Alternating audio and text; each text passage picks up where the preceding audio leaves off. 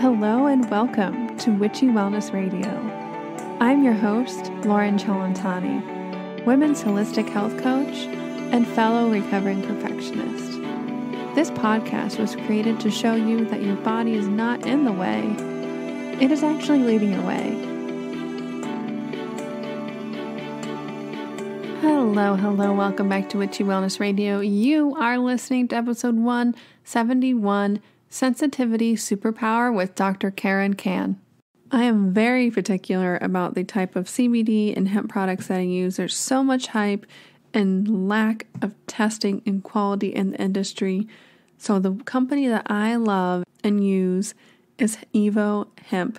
Not only do they have a beautiful product like hemp seeds, CBD oil, gummies, even hemp chocolate, protein bars, protein powder, they also support a 40-acre co-op farm in Minnesota, which is farmer-owned, focusing on bringing equality and innovation back to Black, Indigenous, and other socially disadvantaged farmers.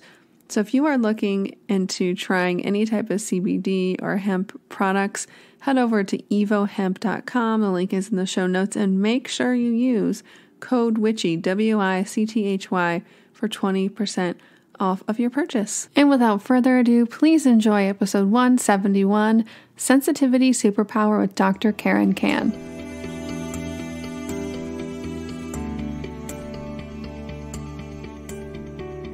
Hello, everybody. Welcome back to Witchy Wellness Radio. Again, I am your host, Lauren, and this is a show you learn how your body and emotions are not in the way. They are actually leading the way. And today, Dr. Karen Kan is a doctor of light medicine and a #1 international best-selling author, visionary, and pioneer in the fields of healing, consciousness, and spirituality. Her mission is to empower spiritually conscious people to harness their intuitive healing and manifesting superpowers so that they can reach their highest vibration and help anchor in a brand new reality of love, joy, peace, and harmony for us all. As the founder of Academy of Light Medicine, Dr. Karen teaches her students a 3-step TOLPAKAN Healing Method, which provides aligning with source and divine wisdom, asking quality questions through divine muscle testing, and activating high vibrational healing frequencies. She is just like Yoda from Star Wars, training you to be a self-healing Jedi Master. I love that last line so much. Welcome to the show, Dr. Karen. Thank you so much, Lauren. You must be a Star Wars fan like I am. I am. I know. We've been catching up on the Boba Fett series this past week. I don't know if you've seen any of the new stuff, but anyway, I digress. Not yet. Don't tell me. I won't say anything. Yeah. So how did you get to this Jedi Master level here from, obviously being, I'm assuming traditionally trained MD to now a doctor of light medicine? Walk us through this, I'm sure your own healing journey and process that led you to help people become their own self-healing Jedi Masters. Yeah, well, I definitely can say that I was Padawan. So I was really, making a lot of mistakes, didn't even know, what I was really doing. But I would like to admit that I'm a recovering perfectionist. And that did, when I was not realizing that was not a good thing, I did burn myself out in medicine. And I've always been really, really highly sensitive to other people's emotions and very empathetic. And so I didn't realize that this degree of sensitivity was going to impact me as I was in a very, very stressful job. Like, being a medical doctor, you are surrounded by people who are sick, who are stressed out. There's all these alarms going off and code blues and, people dying. And I still remember there was a 14-year-old who I took care of who had colon cancer from ulcerative colitis, and she actually died. And so that was just so traumatic for me, because I'd gotten to know her over the weeks and the months in the hospital. And so this kind of weighed down and on me being sensitive. And I didn't really know that was impacting me spiritually and energetically. And over time, my body just kind of burnt out because I was trying to be a perfectionist. I was trying to be everything to everyone and, trying to be the best daughter and the best wife and the best doctor. And I ended up in jobs where I worked in an underserved area. So that was very stressful, being the only doctor in the whole town. Lots of paperwork. Didn't like that part. But I loved my patients and they loved me. And you would think, wow, this is a match made in heaven. But I didn't really know about healthy boundaries. And so I just kept giving until I had nothing left to give. And then I had all this pent up resentment for just overgiving that came out literally in my body. And I ended up with fibromyalgia, chronic fatigue syndrome, autoimmune disease, depression, anxiety, chronic fatigue, chronic multiple allergies and electromagnetic frequency allergies. It was just a huge list. And I was even suicidal. And as a medical doctor, we know how to kill ourselves without the insurance company knowing how we're doing it. So it got that far where I was thinking, how can I kill myself so my then husband, he'd still get the insurance claim, But then I decided one night, as I was sobbing myself to sleep yet again, that there was just a soft voice. It just sounded like my own voice, but it just was like in my head that kept saying, you have a choice. And then I kept arguing with it, no, I don't. I have to do this. I have to save my marriage. I have to do this. I have to be everything to everyone. And this voice was just really calm and just said, no, you have a choice. And so after some persistence, I was like, okay, well, what would I do if I had a choice? So then I made some difficult decisions, including one was, divorcing my then husband. And realizing that I didn't know who I was at all. It was always about other people because I thought that's how you are a good person. You give to other people. And I learned through growing up as a Catholic, I can say I'm a recovering Catholic now too, that, they say it's better to give than to receive. So I just kept giving and not actually allowing people to give to me. So I wasn't receiving. And then come to find out many, many decades later that, in the original Aramaic text, it's better to be in the position to give than to have to be in the position to receive. So that's a distortion, what we were taught in school, unfortunately. So I burned myself out. And then once I made the commitment, though, that I was going to get better and do whatever it takes, I decided I was going to stop blaming everybody else, whether that be, my patients, my mother, my husband or whoever, that I was so burnt out. I said, okay, I'm going to be 100% responsible for my health and well-being. And that meant making these really difficult decisions and, changing jobs, going on partial disability for a while, and talk about having to receive. That was very humbling as a medical doctor, as a high achiever, as top 10% of the class, having to, take disability insurance, but that's what I really needed to do. And I dove into, esoteric stuff, natural medicines, learning about nutrition and supplements and energy healing and Reiki and EFT. And I just kept learning. So I turned what I was already good at, which was, that curiosity and scientific mind.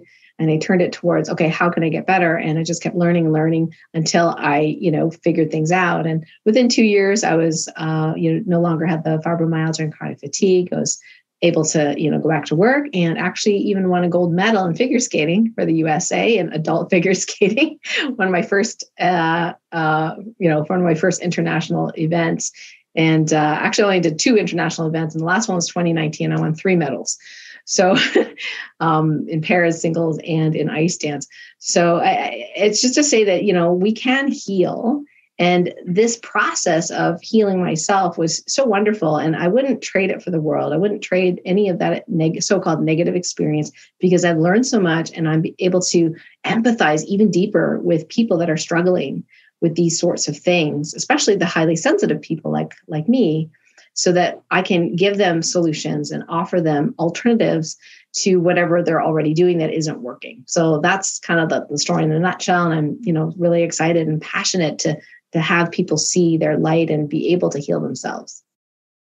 Wow. And quite a story in a nutshell, indeed.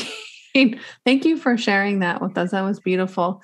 And I know that was the main inspiration for me starting the show. And that's why my tagline for the show is your body and your emotions are not in the way. They're leading the way, and they're leading the way to your best, most authentic self, who you really, really are. And so many of us think of our sensitivities as not as a superpower. Right. And I love that you have that word superpower right on your page. It's great. I'm like, yeah, she gets it. It's exciting because, we grew up as highly sensitive people. And this includes guys as well. And we are told, grow thicker skin, stop being so sensitive. Why are you crying? It's only a commercial. We can't watch the news. We can't watch certain films because we're like sitting in the corner going, maybe that's not me because I actually like horror films, or used to. And it's like we feel sometimes so alone and alienated because those around us don't really get us. They don't really understand us. And they sometimes make fun of us. I saw that growing up with my mom and her sensitivity and her intuition, where, she was labeled as paranoid and and anxious. And she was paranoid sometimes. And she was anxious sometimes. However, her superpowers were just on all the time, and you don't even bother lying to her, right? Because I can't tell you how many times my brother hid stuff, my sister hid stuff. I just didn't bother because I just knew she would know, So, well, most of the time I didn't bother because, she was just so intuitive. But because I saw her getting all this criticism, I didn't want it. So I tried to hide it and tried to be strong, and try to have thick skin. But the work that you do is really important because our true selves, even if, other people might think is weakness, is actually a strength. Our ability to tune in and empathize. And it's the only thing, may I say, the only thing that's actually going to save our world and planet. Amen.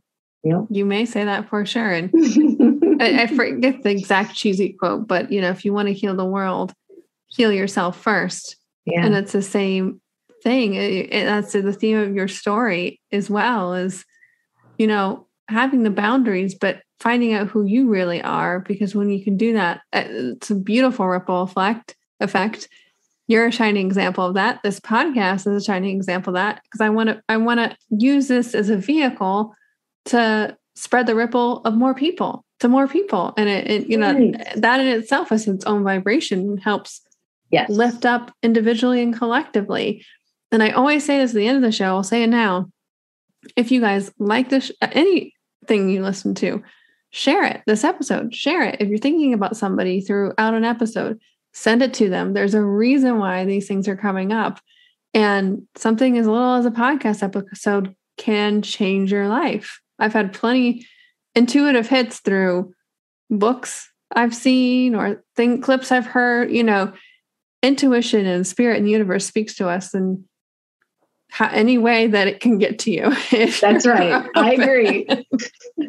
And even movies that people would think are negative movies, there's sometimes a gem, in there that if the person is not reading the books or the podcast or doing any of the so-called, good, healthy things that some of us have, gotten used to doing, the universe will still show them, whether it be in a magazine or someone talking about something. Yeah, it's amazing how we are actually supported and not alone. Completely.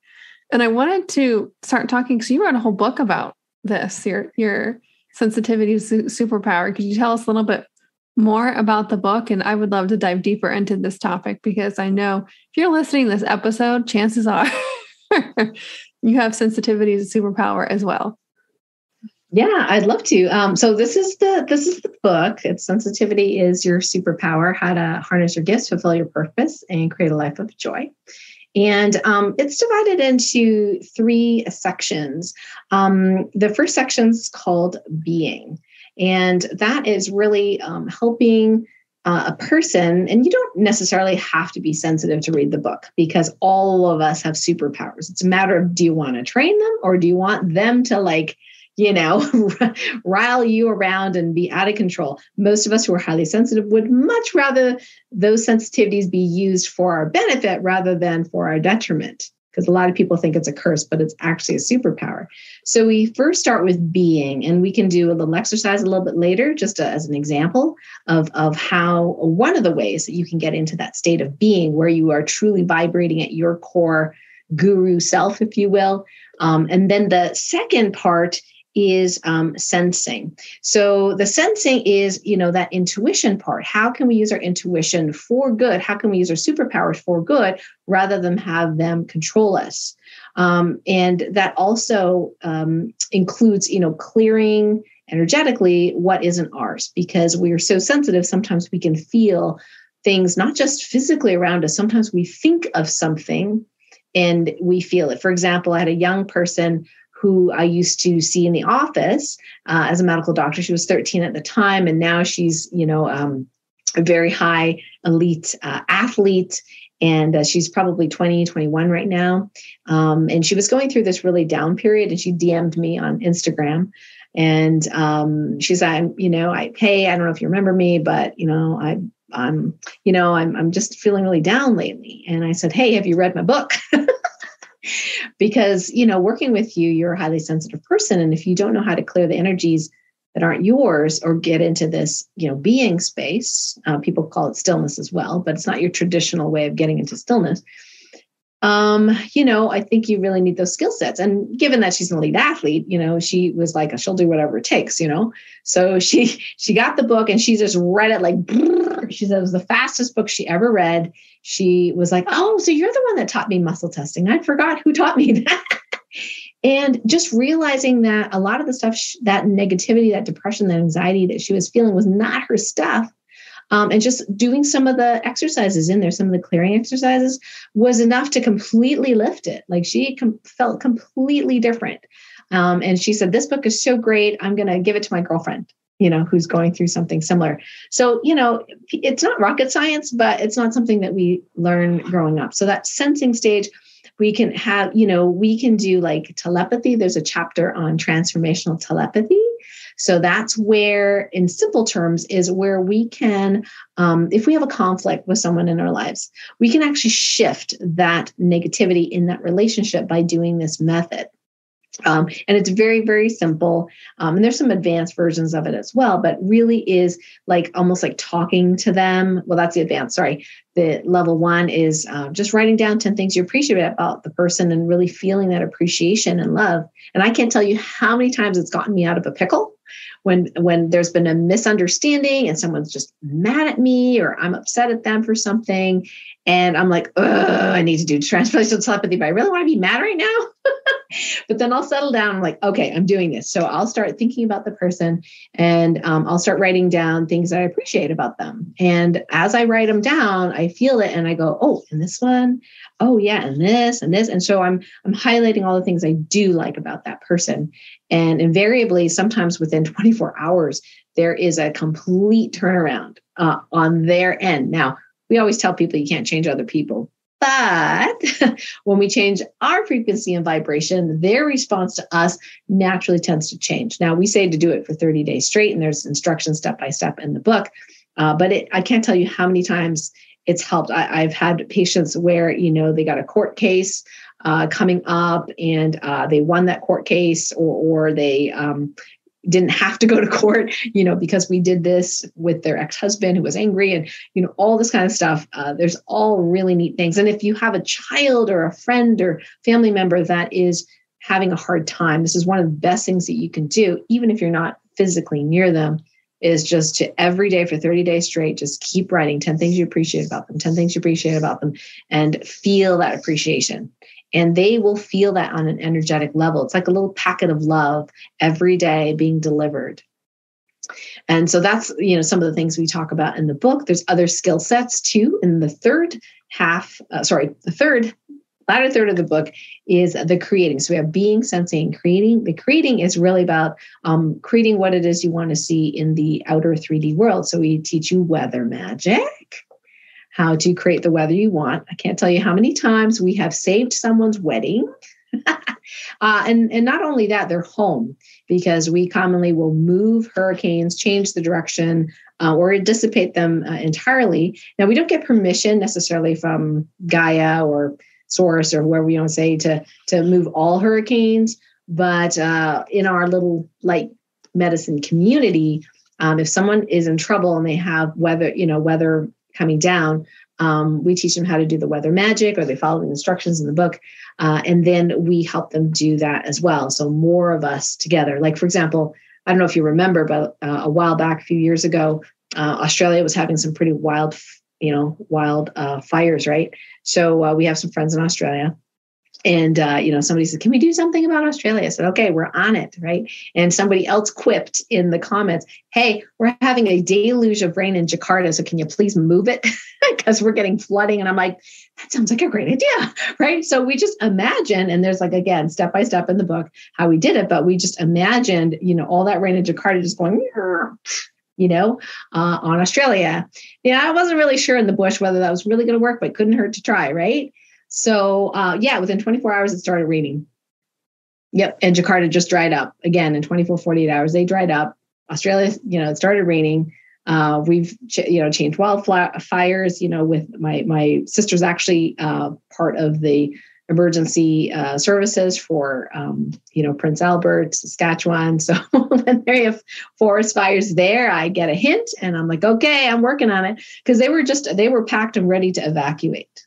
Okay, it was that serious. So I'm like, okay, being the angels, we're on it, right? And so we do our thing, and sure enough, it starts clouding over, starts raining. The dust settles, and they're good to go. So it's amazing how powerful we are. So for your listeners who may be sensitive and feeling they wish they weren't, I'm like, it's like saying you have Harry Potter's wand and you don't want it. Really?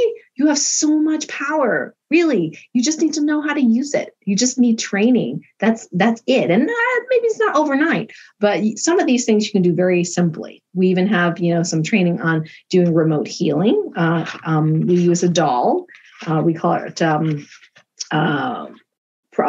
healing by proxy prop. So the prop is the proxy, and you do hands-on healing on the prop to heal your loved one. And of course, please get permission. We also do a little bit of,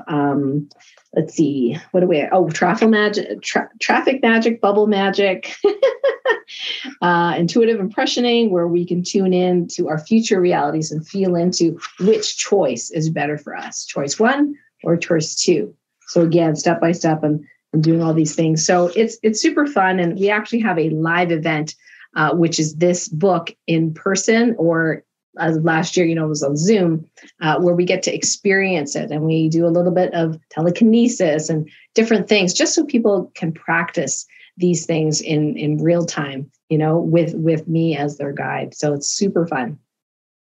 Oh my goodness. I love that. I love how there's so many fun, powerful exercises and magic that you can implement in everyday life. And I think for me, if you believe that you create your reality, because we do, I have to ask myself, where does that belief fall short? Where am I coming up against myself? Where do I think I'm not manifesting? And fun things like changing the weather, sometimes it's more serious, obviously, with bushfires, is a way to practice and to learn to trust in yourself, in that power, in your divine creator being self.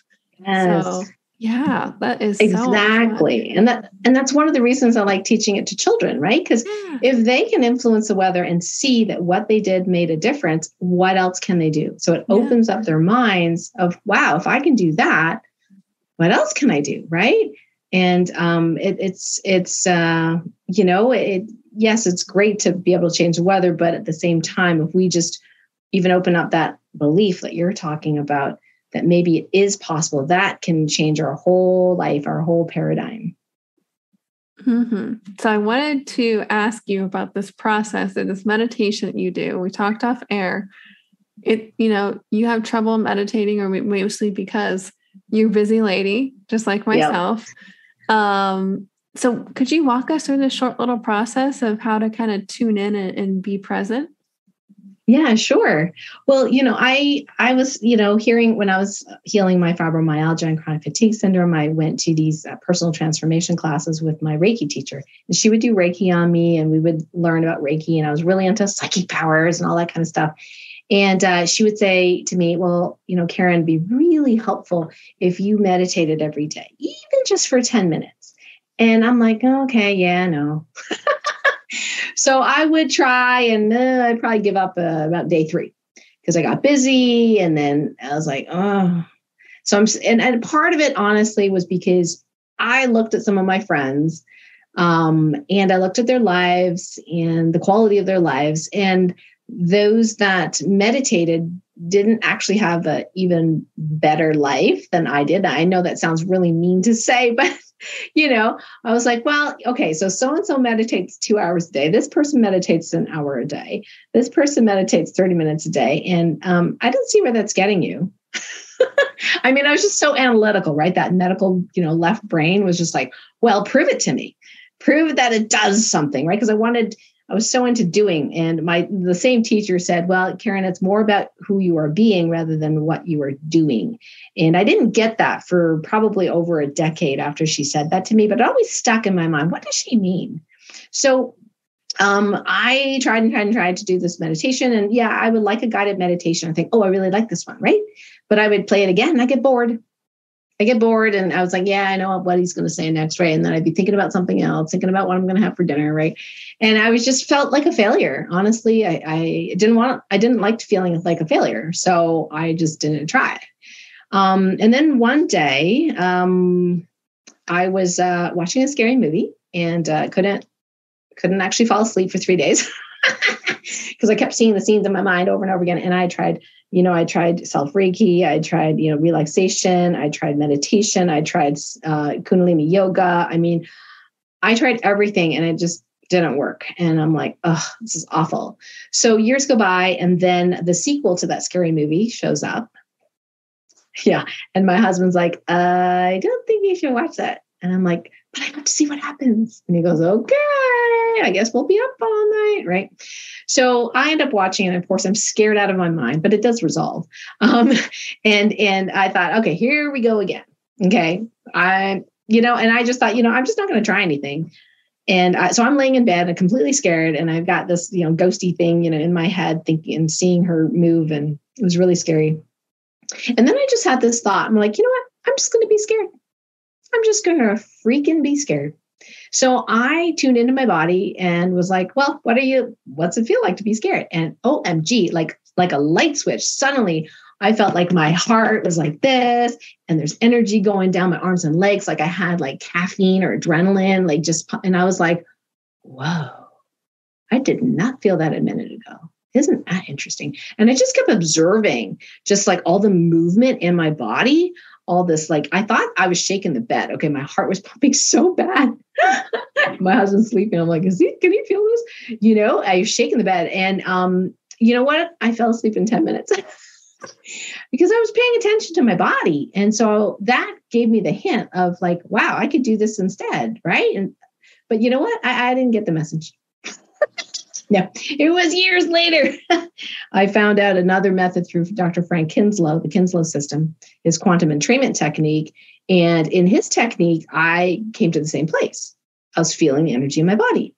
So I was like, oh, that's easy. I can do that. And what's really awesome and changed my life, Dr. Frank says, you don't have to sit there for 30 minutes. You don't even have to sit there for 10 minutes. You don't have to sit there for 5 minutes. You can do this walking, you can do this talking, you can do this at any time. And I'm like, yes. So all I got to do is, my shortcut was just feel the body. So all I had to do was feel some movement in my body. And then I'm there, like I'm there right now. I'm like, that's it. So as I started practicing that, I noticed my life started to change. Things started becoming easier. Money started to come in easier. Problems were resolved faster. And in that space of just feeling my energy, then if I had a question, I didn't know what to do, somehow a picture dropped in, or a word dropped in, or I just felt like doing something. Don't know why I felt like doing it, but I just did it. And that was the solution. So I was like, oh, that's how guidance comes in when your mind stops and you're just in the body. So this process we're going to do right now is called stillness through observing internal movements, or STOEM for short, as my students and I like to say, so STOLM for short. And for, brand new people, beginners, even, advanced meditators, we kind of introduce it all the same way. And like I said, the instructions are also in chapter 4 in my book. So we start by moving the body, just to move energy, or in Chinese medicine, qi, move in the body. So the first thing we do is just move it first. And you can rub your hands, you can shake, or you can jump up and down or dance a little bit, In the future, you don't have to do that, but just move, and then just close your eyes for now. And just feel the body. Just focus on the inside of the body. See if you can feel any movement. Now, right now, I feel a lot of movement in my hands, and that's kind of spreading to the arms, and even in the torso, and even in the head. So different people will feel different things. And you might even notice that there's less movement in one side of the body than the other. And it's all okay. You don't have to judge it. So we feel the inside of the body, focus on that, and then we just follow the flow. And oftentimes the movement gets subtler and subtler, but we just keep looking for it. Where is it? And sometimes we can feel it shift when we pay attention to certain areas of our body. It doesn't have to. But all we're doing is focusing, feeling, and following the flow.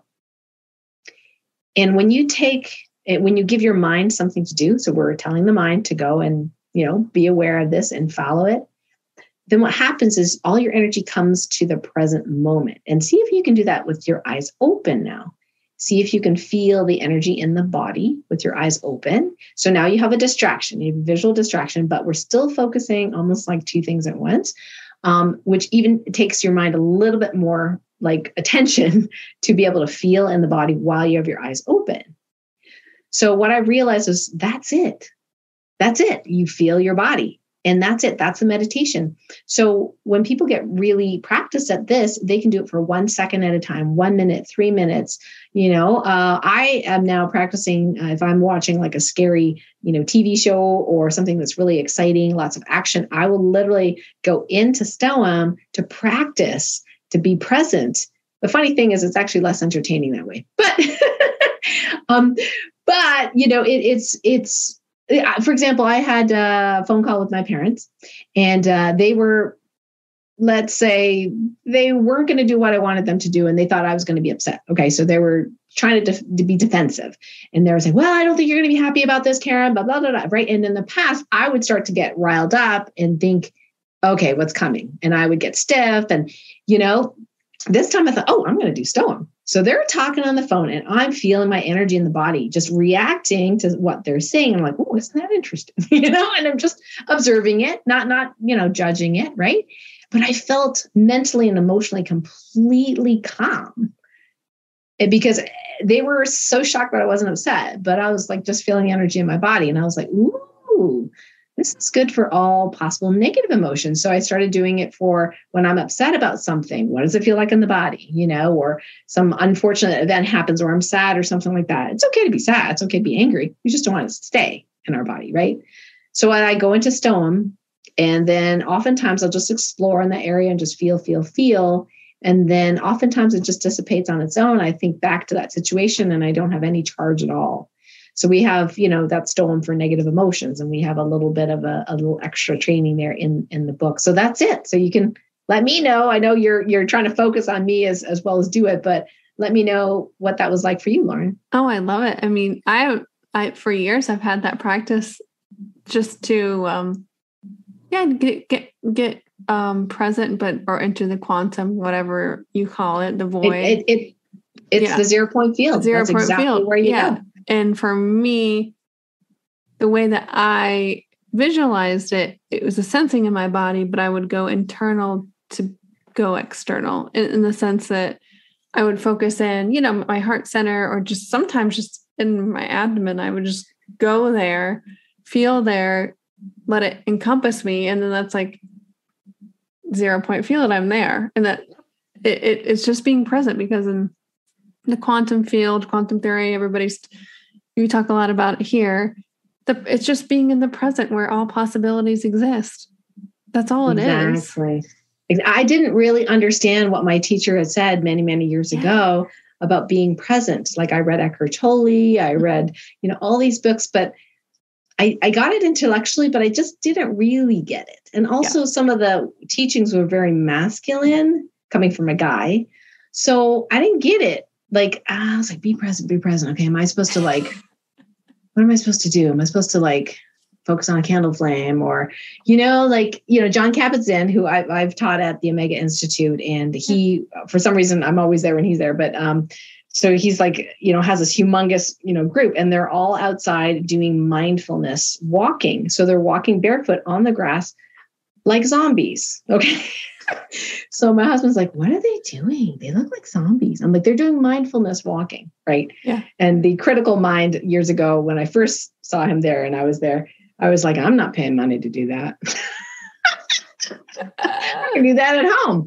Of course I'm kidding, but that's kind of my thought back then. What, I didn't have respect for that, but I just didn't get any other technique. So I think it's whatever works, right? So people try my technique and give it a go, and they're like, I don't really like it. That's fine. Yeah.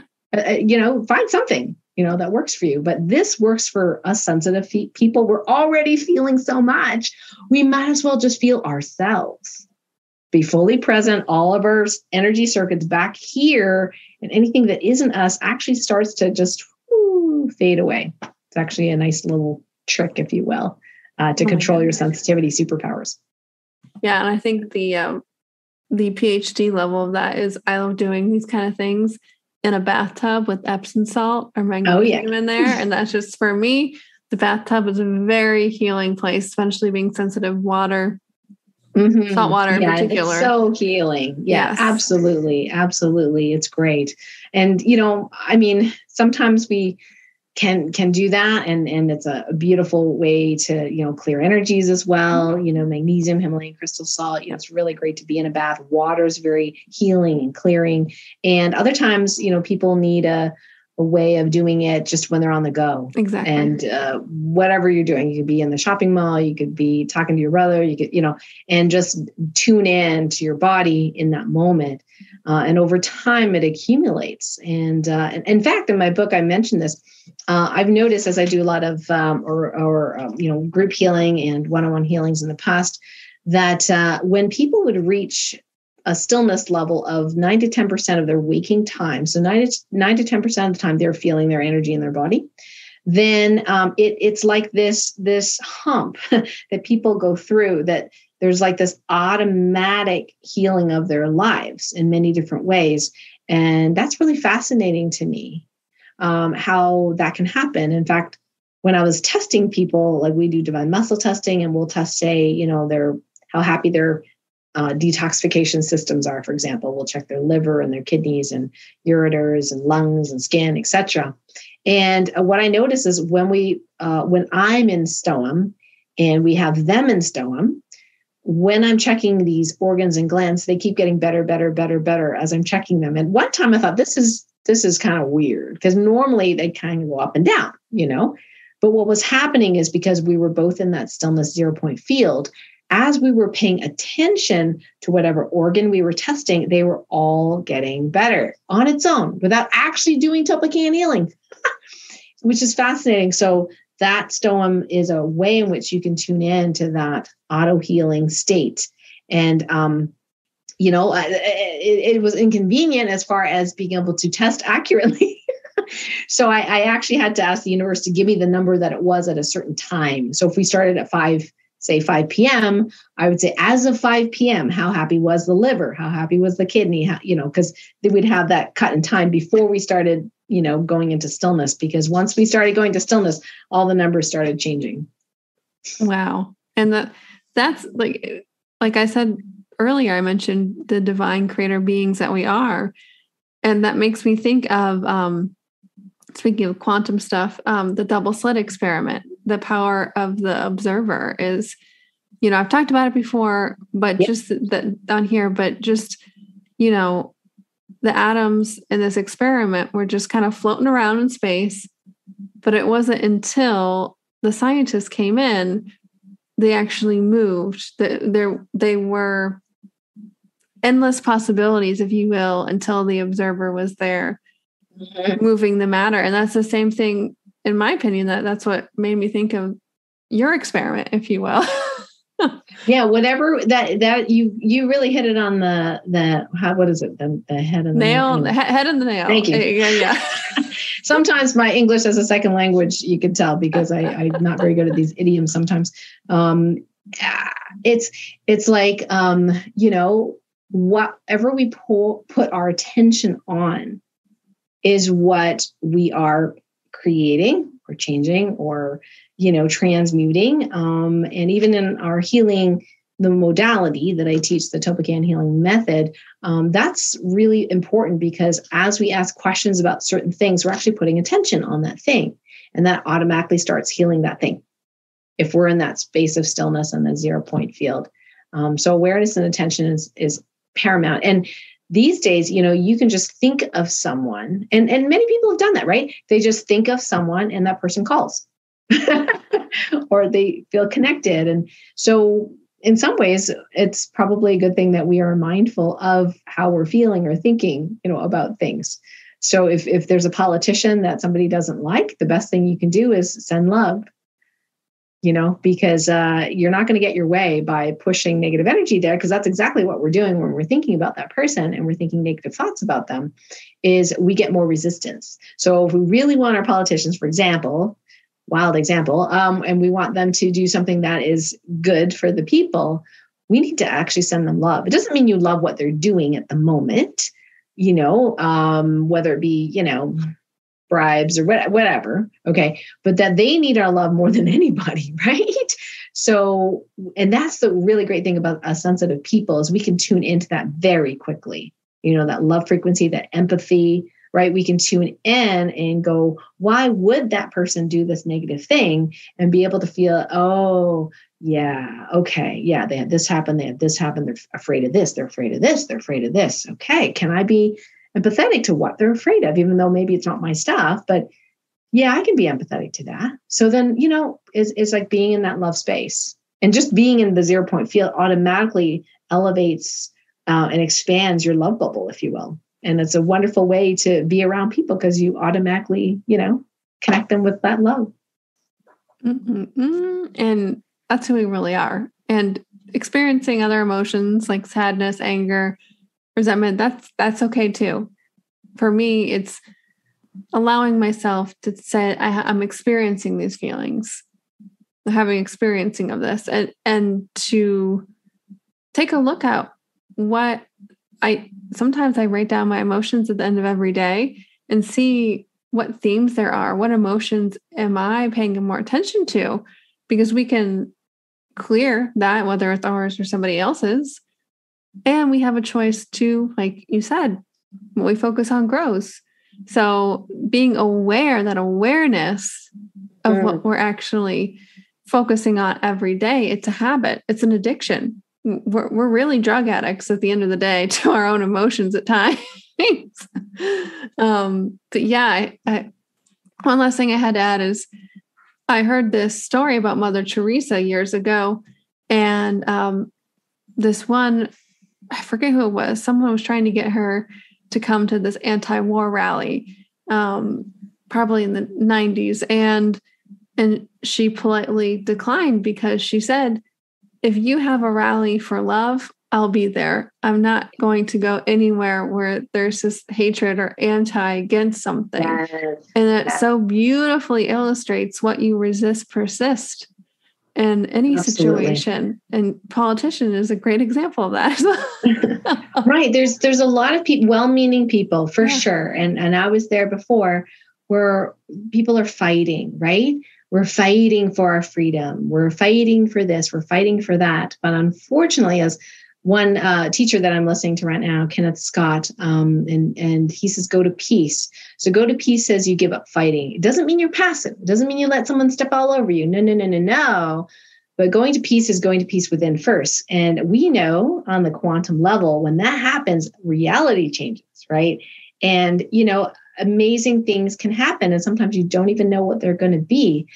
So I am really making a conscious effort to take the word fighting or fight out of my language. It's a little tricky because it is like an addiction. And here's the thing. Kenneth says that, he says, if you fight, you lose because it's their game and it's a game of war. So whenever we're at war with something or going against something, that resistance builds. Because like you said, what we focus on grows, right? So if we go to peace, it's really, really different. You end up empowering yourself and disempowering those energies that otherwise would trap you in that fighting. So I do slightly cringe sometimes, when people say we're fighting for this and we're fighting for that. And I'm like, yeah, actually we don't have to fight. We don't have to fight. So let's change our language. Let's say, let's celebrate this, right? Let's celebrate our freedom, or let's celebrate our sovereignty, So let's let go of the fight, because the fight is how we get trapped. And like I said, we don't want to play that game. Amen. And to me, that just sounds like law of attraction right there. Yeah. And it's what it is. And I think, a lot of people who might be aware of law of attraction and are really upset about what's going on in the world right now, maybe take a second.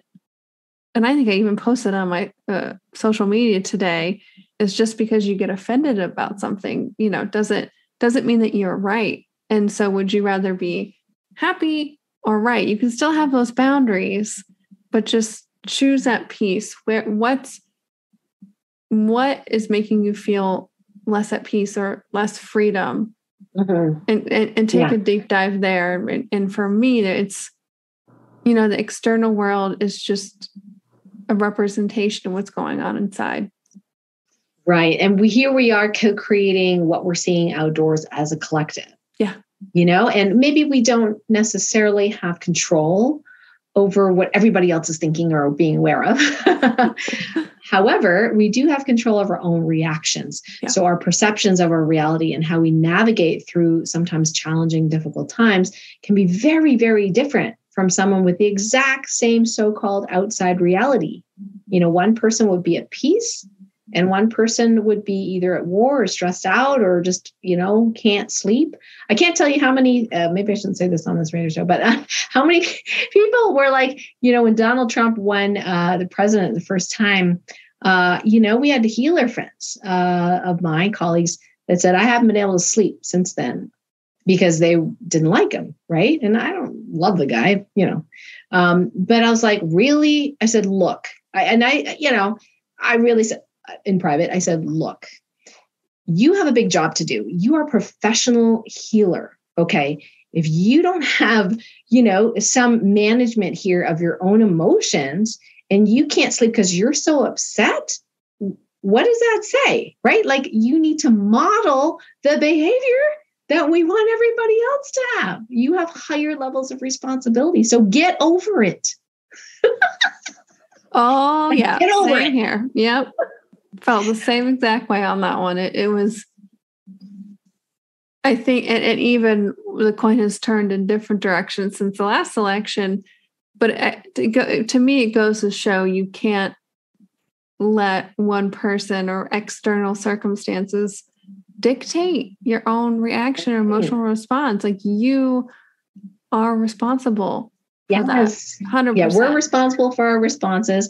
And I like, teacher Eldon Taylor, PhD. He has some New York Times #1 bestselling books, including Choices and Illusions. One of the things he says in his books that I absolutely love is, I can't wait to see what good comes out of this. Yeah. So, I might have I was in a parking lot one time and, somebody had backed into the rental car and there's a dent, right? And I go down there and my husband's not that pleased about that. And the security guard is just bending over backwards, like, I'm so sorry. I'm so sorry. I'm so sorry this happened. And, he's thinking I'm going to be upset and yelling at him, whatever. And I'm like, it's all right. Nobody got hurt. Yeah.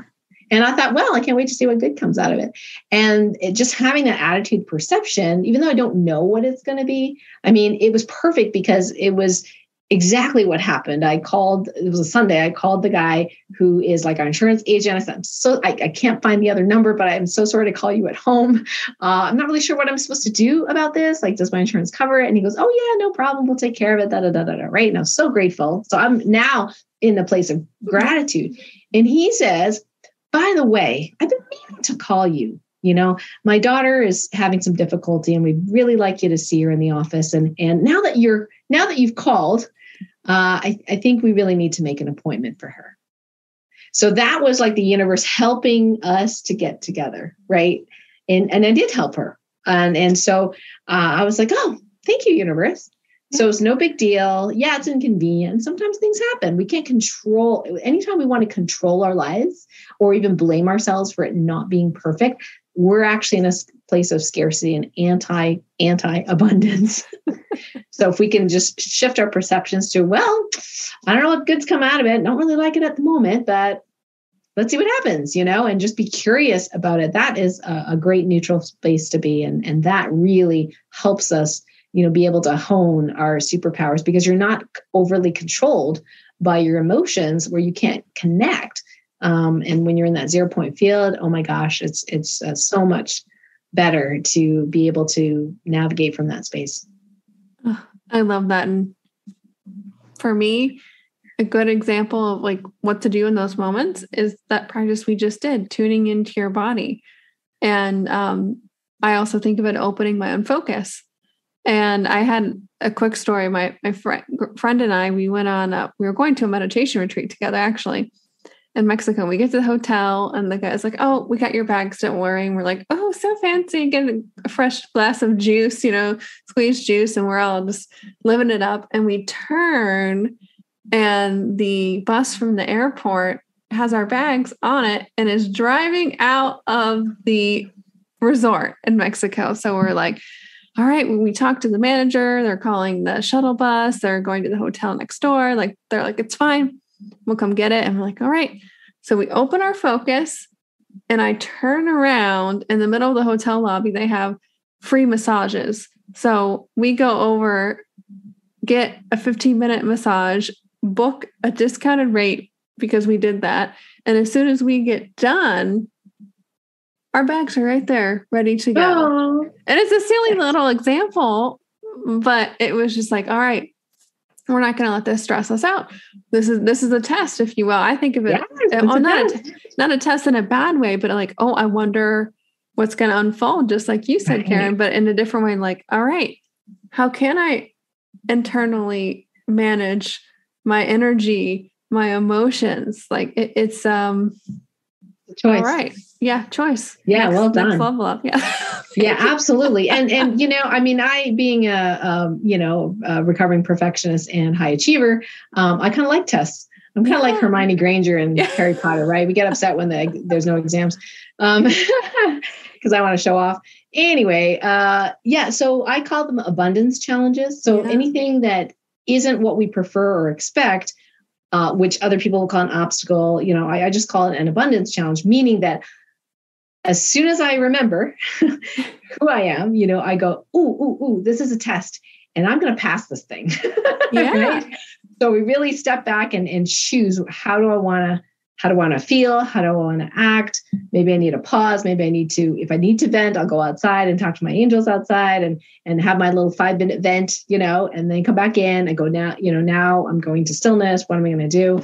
And it's amazing because as we go through these little tests, the universe doesn't do this for us to be down on us or to punish us. No, it's really there to evolve us to the next level. So when you have an abundance challenge, just know that means you are worthy of going to the next level. So if you have that perception or re-perceive, these challenges as, okay, going to the next level. I know this is not very comfortable right now. Okay, I'm going to pass this test.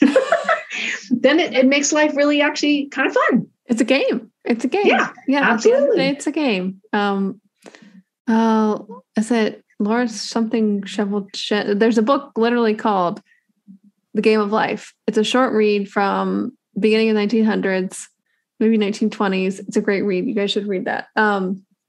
Anyway, Karen, it's been a lovely time talking with you. We have been talking over 50 minutes now, which is awesome. Wow. We just keep going for next 3 days. Let's do it. Was there anything else you wanted to kind of wrap up before we start to close out the show today? No, not really. Other than just, take that, the stillness through observing internal movement, try it out. Try it for a minute at a time. Don't feel like you have to get really good at it or worry about am I doing it right? We do have a light medicine community. You can look us up on Facebook. We are going to, move one of our communities off of Facebook into another private area. So, we can speak freely, if you will. And, but, if you get on the mailing list, we can definitely, connect with the tribe. And these are all highly sensitive people, loving people who really want peace in the world, who are there and they know they're there to help produce that peace and that joy and that harmony for the whole world. So just want to say to your listeners, you're not alone. If you happen to, need some support and are interested in this kind of, sensitivity and turning it into a superpower, then you're in the right place. And yep, you can get a copy of my book on my website, KarenCan.com. And we have $1,000 worth of gifts there, actually. So if you buy the book and just write in your receipt number, or you can buy it straight from me as an ebook, then you get to a special page, special secret page, where it has a lot of, MP3s and meditations. And mine tend to be healing MP3s. So it's not really a guided meditation per se, but it's actually a clearing or a healing. So as you listen to it, you get healed in that whatever we're working on that day. So it's kind of fun. So people that are kind of into energy healing or light medicine, then it's probably for you and would love to connect. So thank you, Lauren, for the opportunity. Oh, you're so welcome. Thank you so much for this time and holding the space together today, and that beautiful book. I'm sure more to come later, more books, book babies later, but thank you so much for coming here today. How may we, as the listeners, as an act of gratitude, be of service for you in return today, Karen? Thank you so much for asking. My passion is to make the biggest impact possible in the world. At this point in time, it's ever more important for all of us to be able to resonate in that frequency of peace. So the more that are in that frequency, the more we can manifest that in the world. So one of the things is just, sharing this podcast with other people and getting a copy of the book. If you love it, if you enjoy the bonuses, things like that, then, sharing that book, just like my young, 20 something year old shared the book with her best friend because she got the benefit of it. And as we spread the word, as people learn to connect to the 0 point field and stillness and know that it doesn't cost tons of money, to be in that space and to help you manifest more of what you want and less of what you don't want, we are really, we're already succeeding, but it'll be even faster manifesting that ideal future reality of hope, love, harmony and peace for all on the planet. Mm-hmm. Yes, totally agree. And the cool thing about quantum is that reality is already here. Yeah. You just have to tune into it. Absolutely. That's it. Thank you so much, Karen, for coming on the show today. My pleasure. Thank you, Lauren, for having me. And remember, open up, surrender, trust, and let your body lead the way.